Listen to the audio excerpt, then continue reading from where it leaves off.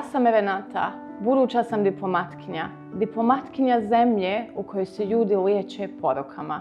Ja sam Eldar, budući sam ljekar zemlje u kojoj pacijenti često nemaju ni osnovne lijekove. Nisam oboljela, ali moja majka jeste. I znam kako izgleda čekati poziv koji život znači. Nisam još ljekar, ali znam šta znači nemoć. Kada znaš šta bi trebalo uraditi, a nemaš čime. Svake godine iz ove zemlje odlaze ljudi. I pacijenti, i ljekari, i snovi. A postavlja se pitanje, na kome ova zemlja ostaje? Ostaje na onima koji još vjeruju da se može promijeniti. Na onima koji ne okreću glavu. Na nama.